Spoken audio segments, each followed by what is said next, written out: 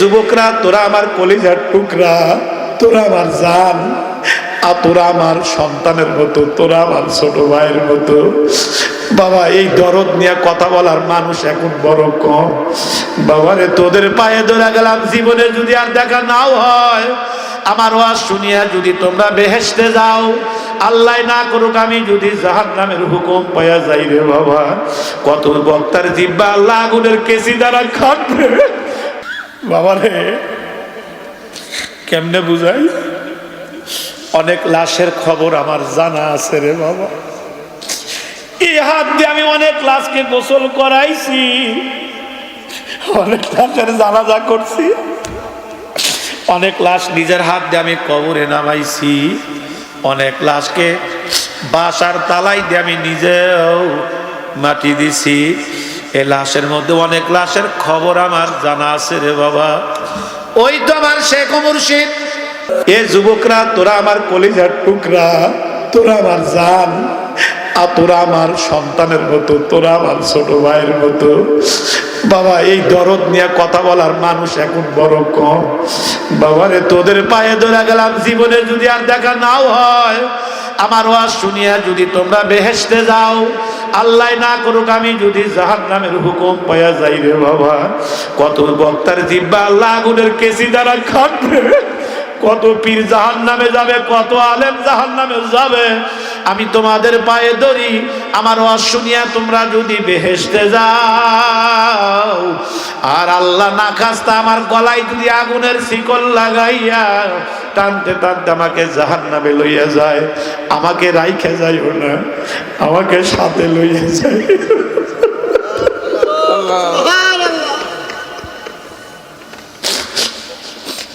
এ বাবা, বাবা জান ছিল যাত্রী, চলে গেছে, দাদা জান চলে গেছে, নানা জান চলে গেছে, তোমার আমার পালা। জি বাবারে, কেমনে বুঝাই? অনেক লাশের খবর আমার জানা আছে রে বাবা। এই হাত দিয়ে আমি অনেক লাশকে গোসল করাইছি, অনেক লাশের জানাজা করছি, অনেক লাশ নিজের হাত দিয়ে আমি কবরে নামাইছি, অনেক লাশকে বাসার তালাই দিয়ে আমি নিজেও মাটি দিছি। এই লাশের মধ্যে অনেক লাশের খবর আমার জানা আছে রে বাবা।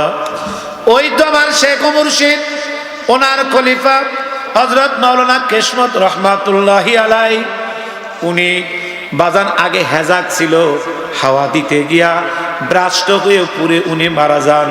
ওনার দাড়ি অর্ধেক পুড়ে যায়, হযরত দেখার জন্য যায়, উনি জর্জর জর্জর করে কান্দে, হযরত মাথার উপর হাত বুলায়, বাবা কেঁদো না, ভয় নাই।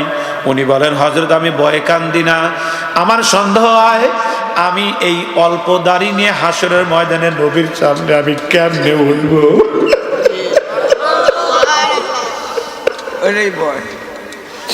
আমার দাড়ি নাই, অর্ধেক দাড়ি আমার পুড়ে গেল, আমি কেমনে উঠব? হযরত হাত লাগাইয়া বললেন, তোমার দাড়ি আল্লাহ গজাইয়া দিবেন। আল্লাহর বান্দা মরে গেলেন, তার কবরস্থ হওয়ার পর দীর্ঘ কয়েক বছর পর নদীতে কবর ভেঙে গেল। কবর ভাঙার পরে একটা সুন্দর চকচকা ঝকঝকা লাশ বের হইয়া গেল। লোকজন কয়, কার লাশ? কিন্তু কাপড়ের কাপড়ে বালির কণা পর্যন্ত দেখা যায় না। লাশটা বের করা হলো, বের করে কাপড়ের কাপড় খুলে দেখে কেউ না, মাওলানা কিসমত। হায় হায়, দাড়ি সব গজাইয়া গেছে। যেই মাওলা কবরের মধ্যে দাড়িটা গজাইয়া দিতে পারে বাবা, আবার অনেক কবরেও আগুন দেখা যায়, অনেক কবরেও সাপ দেখা যায়। গাছেও থাকো, তুমি যদি টয়লেটের ভিতরেও থাকো, পাকও থাকো, না পাক থাকো, অহুয়া মাকুম আইনা মা কুনতুম। কারে বুঝাই আর কারে কই? দেল কোথায় আর কান কোথায়?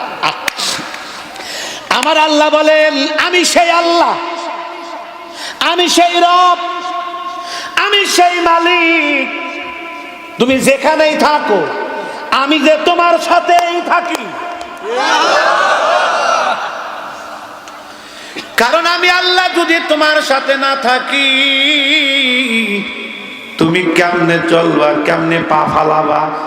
আহ ওরে আমার মাবুদ রে,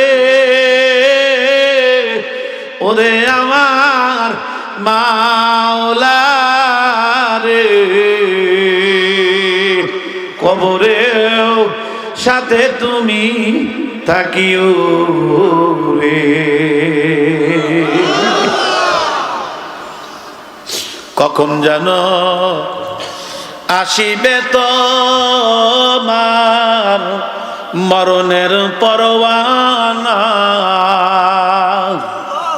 ধরে নিবে কেড়ে নিবে জানখানা। একবার আলোচনা লম্বা করব না, 12টার পরে ওয়াজও করি না রে বাবা। এটা আমার শায়েখের নির্দেশ, কেউ আমাকে অনুরোধও করিও না। যাওয়ার পথে